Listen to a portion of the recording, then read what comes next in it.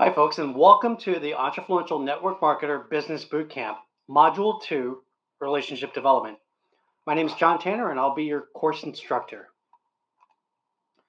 In Module 2, we're going to explore 4 types of emotional intelligence. We're going to talk about self-awareness, self-regulation, social awareness, and relationship management. Emotional intelligence, often abbreviated as EQ, is a concept that refers to a person's ability to recognize, understand, manage, and effectively use their own emotions and the emotions of others. It involves a set of skills and qualities that enable individuals to navigate social interactions, to build strong relationships, and to make sound decisions.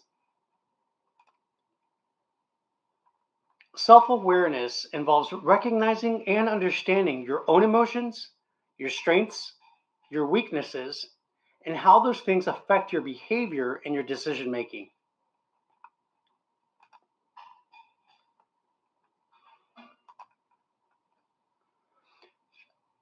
Improving self-awareness is a valuable endeavor that can enhance various aspects of your life, including your personal growth, relationships, and decision making. Here are 10 strategies to help you develop greater self-awareness.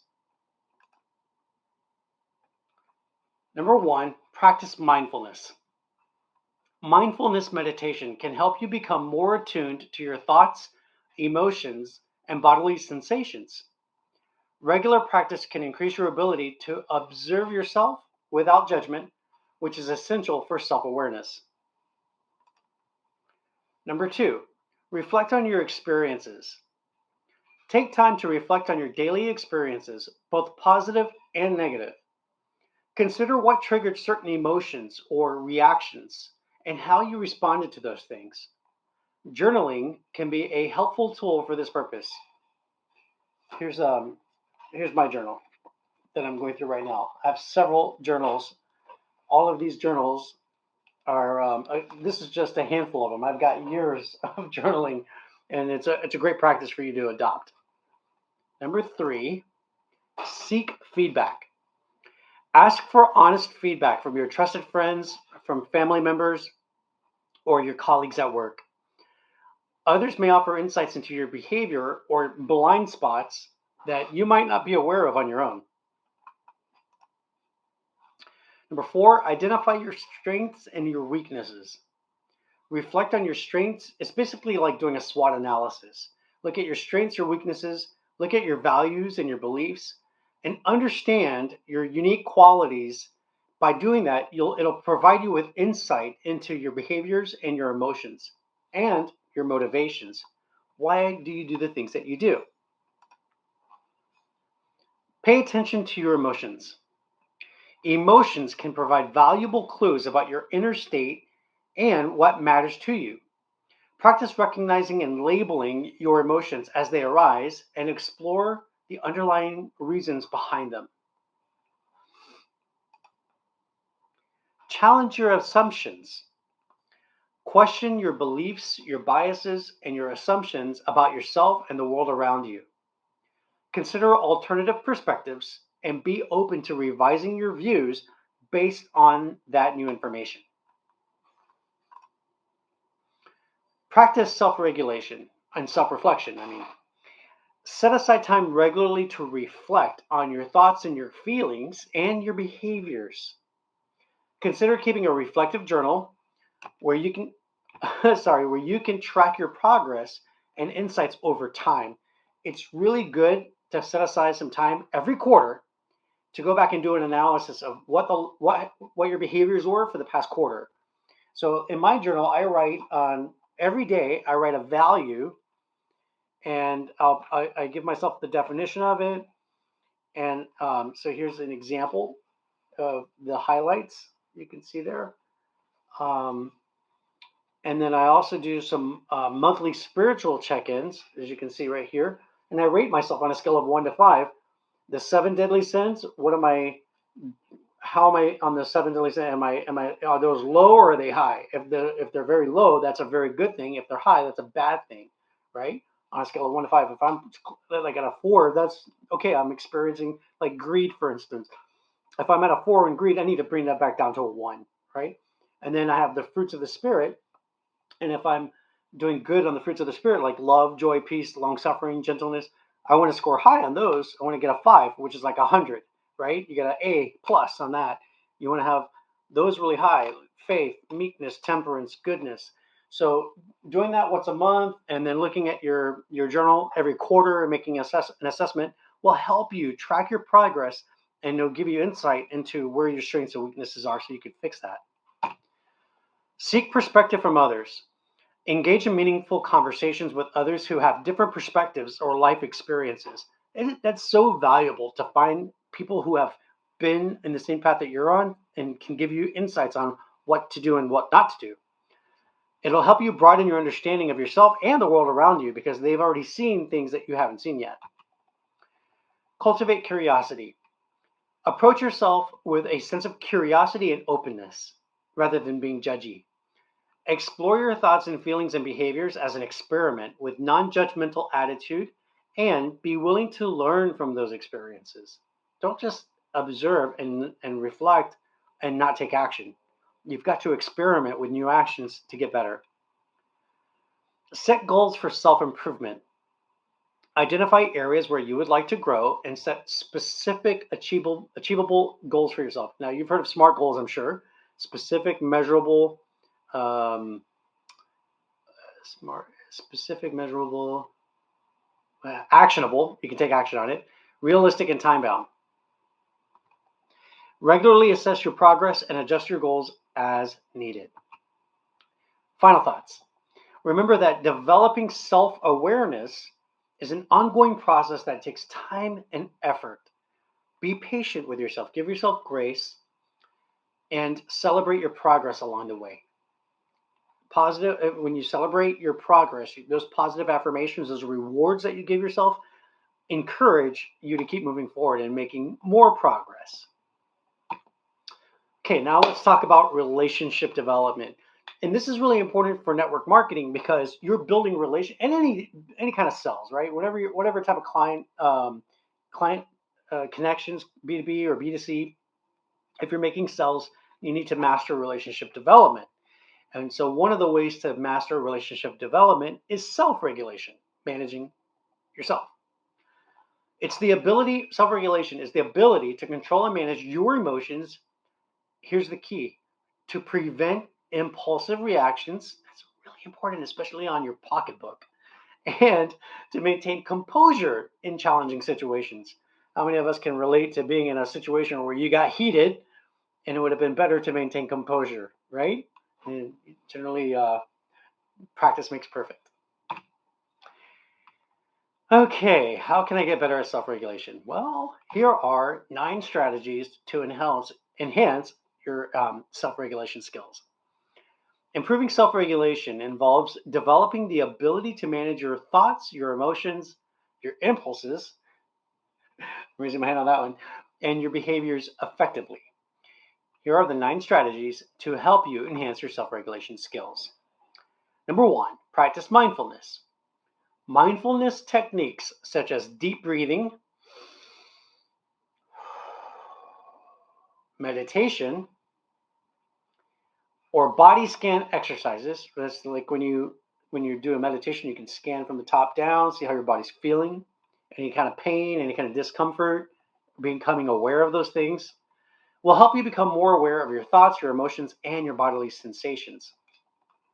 This increased awareness can empower you to regulate your responses to stimuli in your environment more effectively. Identify triggers. Pay attention to situations, people, or thoughts that tend to provoke strong emotional reactions or impulses. In other words, what are the things that set you off? What are your triggers? Find out what those triggers are so you can work on resolving them and not responding impulsively.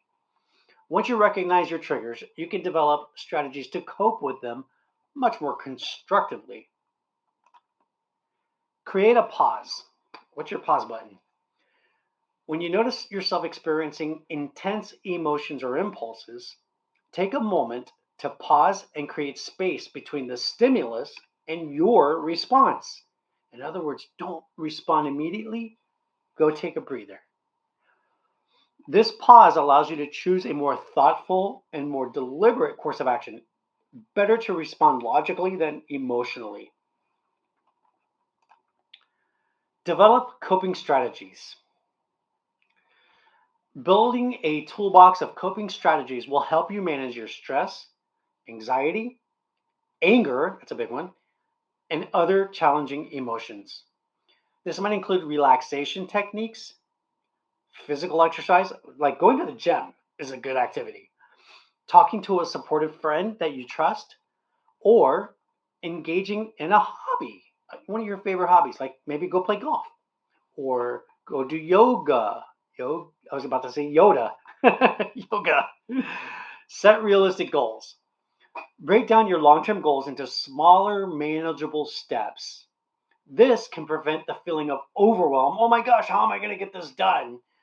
And it will increase your motivation to stay on track. Small and steady gains.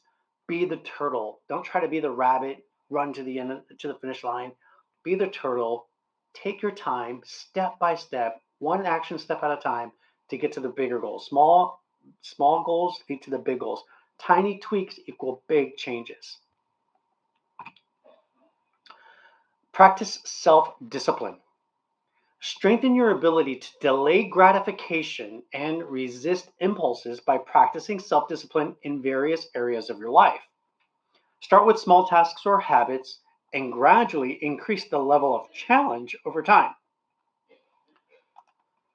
Develop a routine.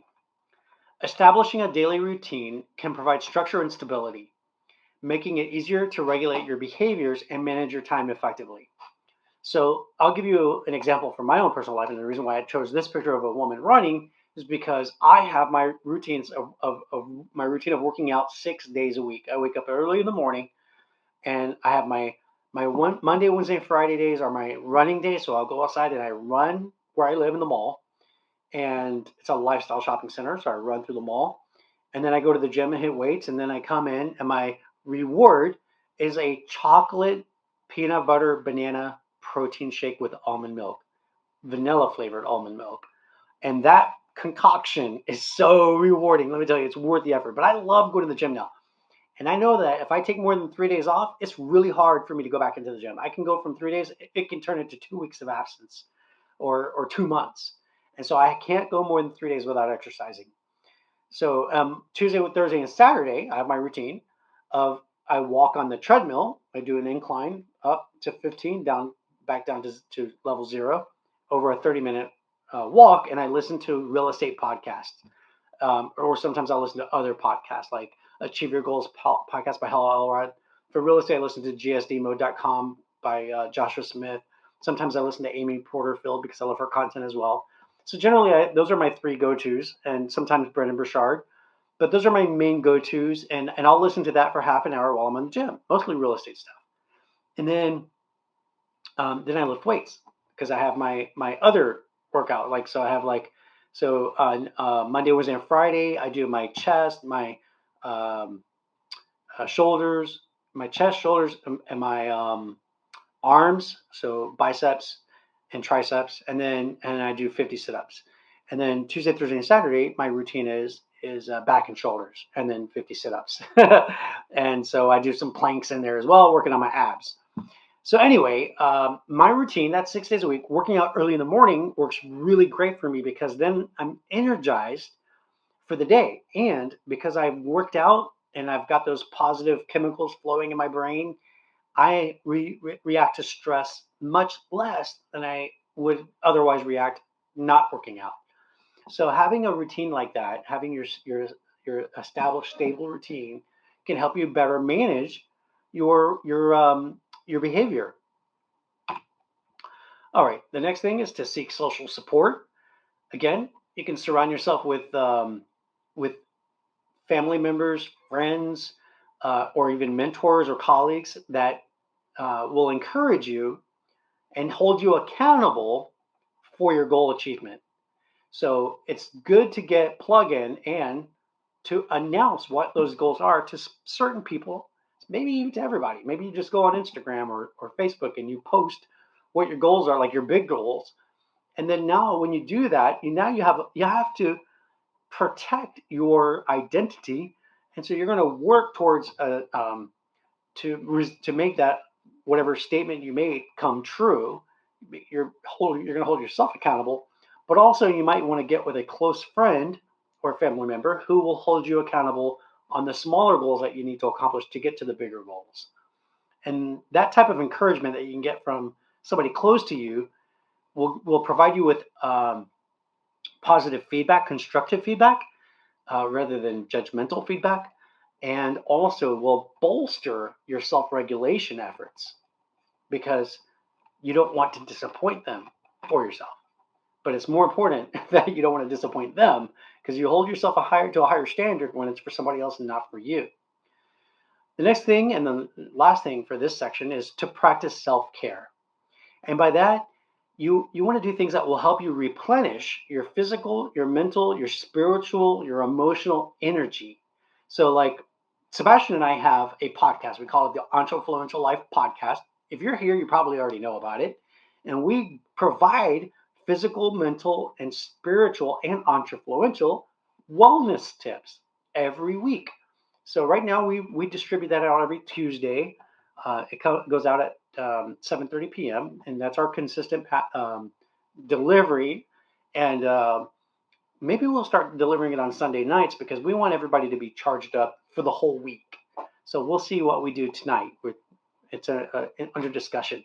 But the point of it is we do that not only for you guys, but we do it for ourselves as well because we benefit from it. So it's a win-win situation. We get to receive physical, mental, spiritual wellness advice, and we get to share it with you. Something else to consider about self-care is make sure that you get enough a good diet, you're eating right, and get enough sleep. Because diet, exercise, sleeping, those are all important physical components to make you perform optimally in your life. And so by exercising regularly, by doing activities that make you feel happy inside, those feelings of joy will also enhance your overall well-being at work and with your relationships, and will also help you build a resilience to those things that maybe they set you off now, but they won't set you off in the future because you've got these good things, these positive things that are happening in your life to tone down those reactions.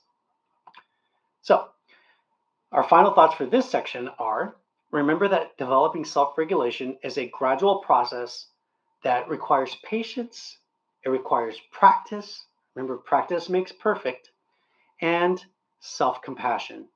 You can't expect Rome to have been built in a day. Rome was not built in a day, and neither is your optimal life. You 2.0 or you 3.0 or 4.0 or you 5.0. Give yourself grace to build yourself up into it, right? And be kind to yourself, especially as you navigate certain challenges and setbacks when you're traversing through this journey that we call life. All right, the third lesson that we have for this session is social awareness. Social awareness involves being attuned to the emotions and the needs of others, empathizing with them, and understanding social dynamics. Here's a question: how can I get better at being more socially aware of what others are going through? Improving social awareness involves understanding the thoughts and the feelings and the needs of others, as well as recognizing social cues and dynamics from different situations. Here are 10 strategies to help you enhance your social awareness. Practice active listening. Pay close attention to what others are saying without interrupting or formulating your response in your mind while they're still talking. I'm guilty of doing that. I'm so guilty of doing that. Show empathy by acknowledging their feelings and their perspectives. Boy, it makes a big difference when you acknowledge someone. Oh, I see where you're coming from in that. I can relate to that. I get what you're saying. That goes a long way with the person that you're communicating with. It enhances the communication. It makes them more receptive of what you have to say. When you can connect and appreciate where they're coming from, and you do that by acknowledging what they said, acknowledging their feelings and their perspectives, how they see things. The next one is observe nonverbal cues. So the kids, was he saying like loser or I don't know what he's saying, but he's saying something there. Pay attention to body language, facial expressions. You can definitely tell when somebody's mad, or you can tell when they're confused, or they're happy. Okay, so pay attention to body language, facial expressions, tone of voice, and other nonverbal signals. As a matter of fact, I highly recommend that you go take an acting class because you'll learn a lot about how humans communicate nonverbally.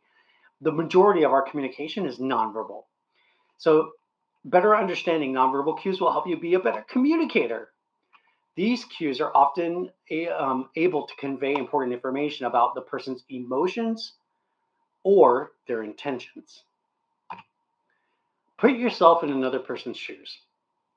Practice perspective taking by imagining yourself in their situation and consider how you would feel if you were in their shoes. How would you act if you were in their place? This can help you empathize with their experiences and help you to better understand their perspectives. Ask questions.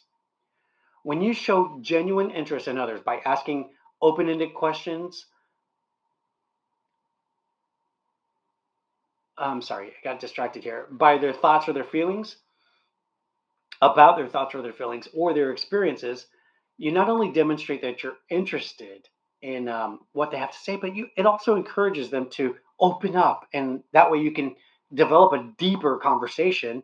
And by developing a deeper conversation, you're going to build a better connection with the person. Let me just respond to this. My son is texting me. Okay. Sorry about that. All right. The next one is to seek feedback. Solicit feedback from others about your social interactions and about your communication style. If you want to be a better communicator, it's good to understand how other people are perceiving you. This will help you by providing you with valuable information and insights, and it'll also give you the areas where you can improve. Learn cultural differences to expand your reach and have a better ability to reach a broader audience from multicultural backgrounds. You should educate yourself on cultural norms and customs and communication styles so that you can better understand and show respect for the people from diverse backgrounds. For instance, when I was taking an international contract negotiations class in France during the summer of 2017, and I learned in that class when a person from Japan gives you a business card, it is a sign of respect to receive it with both hands, and not like here in America where you just grab it and just stick it in your pocket. Take a look at it and show appreciation of it, right? Thank them for it, and then look at it again, and then put it away, because it shows respect and it shows that you really care to receive it. So awareness of these cultural differences, things like the business card treatment, can help you navigate social interactions much more effectively. And most importantly, it will help you avoid misunderstandings, which could be detrimental to your business relationships. Practice empathy. Cultivate empathy by actively imagining and understanding the emotions and the experiences of the other person that you're listening to, that is sharing their issues, whatever they're dealing with. Imagine if you were in their shoes so you can feel what they're feeling. That's empathy. Consider how your words and actions may impact the people around you, and strive to respond always with kindness and compassion, always with respect. Stay present in social situations. Avoid distractions. Like if you're having a conversation with a person, it's and I apologize for looking at my phone while I'm talking to you all. That was rude of me. You can do the same thing. You can practice avoiding getting on your phone and scrolling when you're having a conversation with people. Maybe you're at a networking event. Can you imagine if you're at a networking event and you're like, oh, yeah, Do you think the person's paying attention to you? No, they're not giving you their undivided attention. And so you want to make sure that you put away those distractions, right? Silence your cell phones, just like if you're in the movie theater, so that you can show respect and attentiveness. Showing attentiveness is a form of showing respect. And you may just learn something from the person who's communicating with you. And you may establish a new relationship that could be beneficial to you down the road. So be attentive to the people that you're speaking to when you're out in social environments, social activities. Plus, being attentive and being focused will allow you to pick up on social cues more effectively, even in your personal relationships at home. All right, read social cues in group settings. Well, we kind of touched on that, but even more so, it happens at work and it happens in the classroom, continuing education classes, and so forth. You want to pay attention to group dynamics. It's important to pay attention to group dynamics because you could be persuaded to go purchase a $10,000 package because other people are doing it in a group uh, seminar that you're attending because you're actually being manipulated by group dynamics. So it's very important to be attentive to that because you may have never had any interest in spending $10,000 on a weekend, but you do it because everybody else is doing it and you've got to follow them. So be careful of group dynamics. Be aware of group dynamics. Also be aware of social hierarchies. That plays into manipulation as well. And pay attention to unspoken rules because you want to be mindful that you don't break any unspoken rules when you're in a group environment. Understanding group dynamics can help you navigate group interactions much more effectively, especially if you're going to be a speaker at an event or you're going to host a breakout session and teach a class. Maybe you're going to teach a Sunday school class. Understanding group dynamics and unspoken rules are all very important in order for you to do your best job in those environments. It'll help you navigate the group interactions, the one-to-many contact, the one-to-one contacts that take place much more effectively. It will help you to adapt your behavior accordingly. Reflect on social interactions.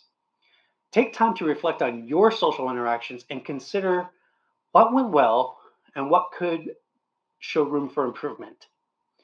Reflection will help you to learn from your experiences and it will help you to continue to refine your social awareness skills over a long period of time. So, reflection, very important. And our final thoughts are by incorporating these strategies into your daily life, you can enhance your social awareness, build stronger and more meaningful connections with others, and understand your own self much better. All right, the next one is in the last section, this last lesson of this module 2 is relationship management. Relationship management is the skill of effectively communicating, resolving conflicts, and building positive and productive relationships with others. This is important for managers, owners of businesses.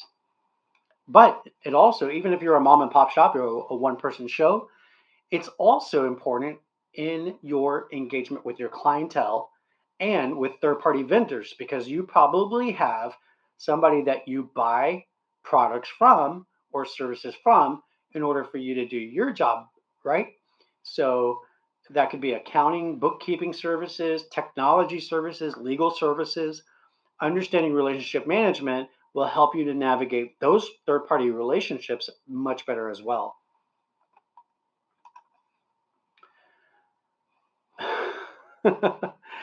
So let's see how you can get a handle on your relationships. Here's the introduction. Improving relationship management involves cultivating healthy, meaningful connections with others, effectively navigating the dynamics of interpersonal interactions. Here's 11 strategies to help you enhance your relationship management skills.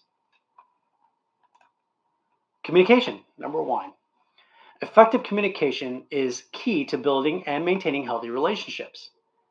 So you want to practice active listening, practice expressing yourself clearly and assertively when called for, and strive to understand others' perspectives. How do they see things? Just because you see things a certain way does not, most often, not mean that other people see your perspective immediately. Maybe you can help them understand your perspective better. Maybe you guys can come to a meeting of the minds and see things equally so that you can accomplish objectives. Empathy.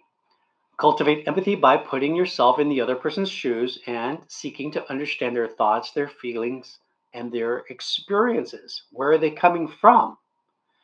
Show empathy through validation. I understand. Through support. I can help you with that. And through compassion. I am so sorry that you're going through that. Validation, support, compassion. That's how you show empathy. Conflict resolution. Learn constructive ways to address conflicts and disagreements in relationships. Practice active listening, look for common ground, and focus on finding solutions rather than placing blame. That's conflict resolution. Set boundaries. You know those people that are overly assertive. Sometimes people need to be put in their place, and you have to set up a wall to stop them from being overbearing in your territory. And you do that by establishing clear boundaries. Hey, you're going too far here, right? In the relationships at work or even in your personal relationships at home. You want to do that so that you can protect your own well-being. You do not want to be trampled on. And the right you don't defend is the right that you just forfeited. And you want to respect the boundaries of other people. Maybe you're the one who's being overly assertive and you need to be aware of it because that is bad for your relationships. So when the time is appropriate, you want to communicate your boundaries assertively and enforce them consistently.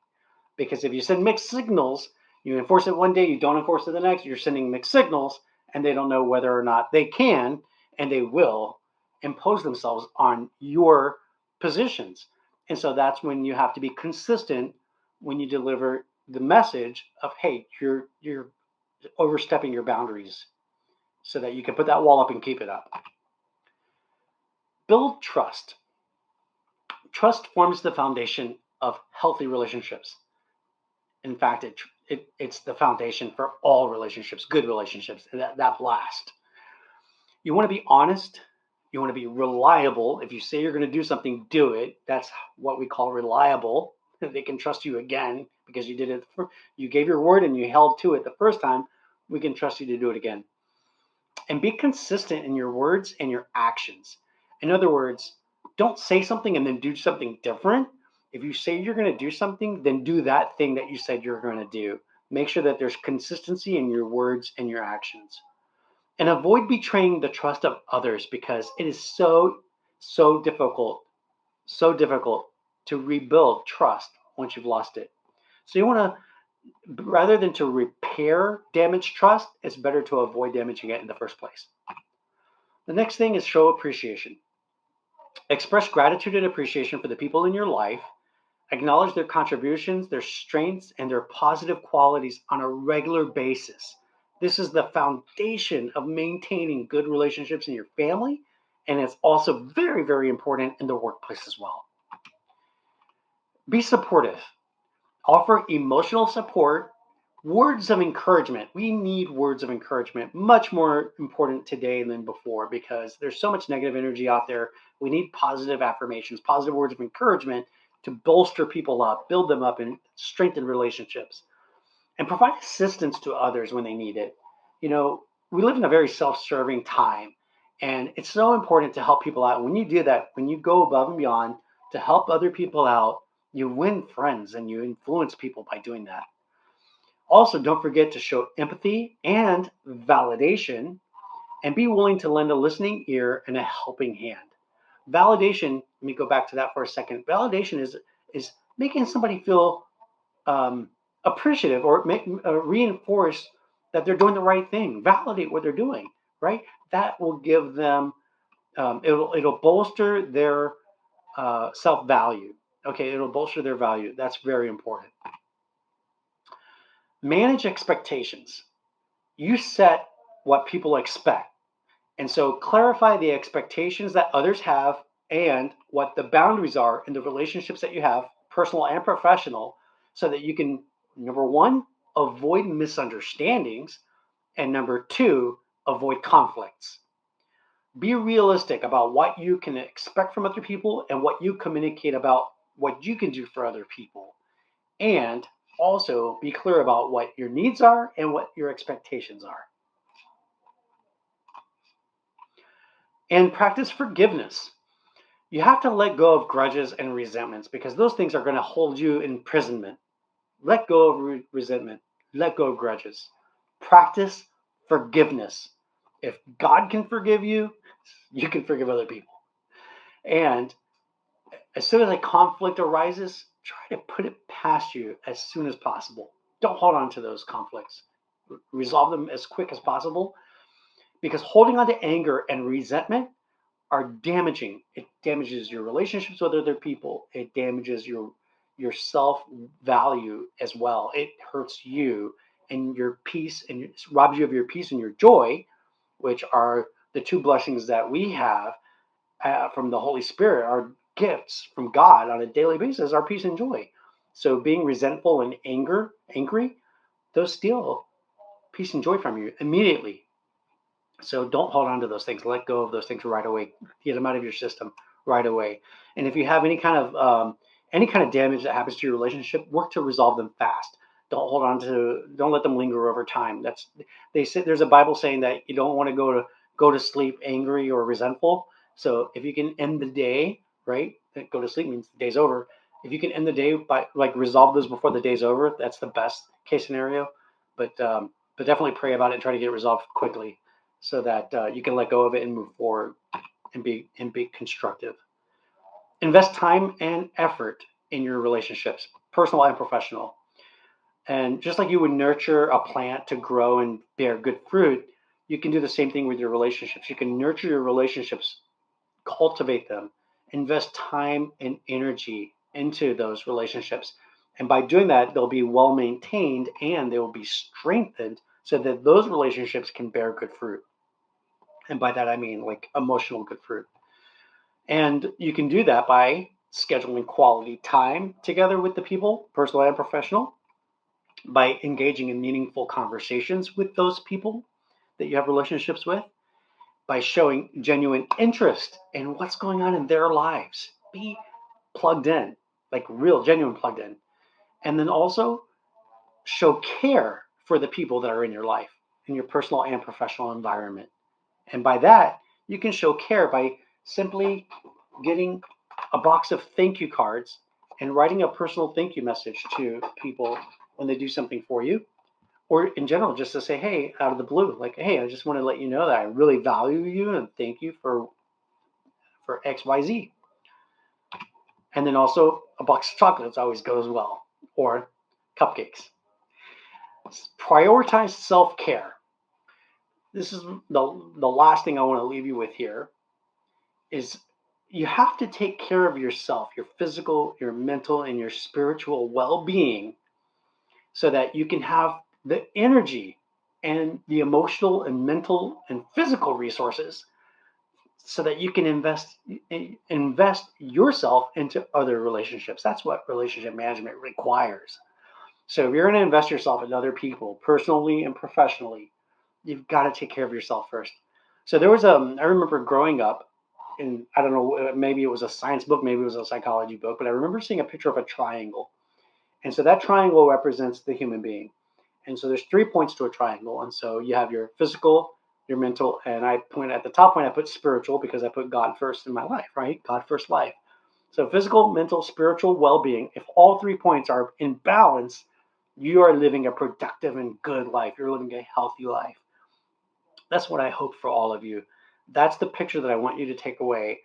And so that means in order for you to have that well-balanced life, you need to prioritize self-care. Before you can be valuable to other people, you need to be valuable to yourself. So make sure that you pay attention to those things. And if you need any guidance, come listen to the Entrefluential Live podcast.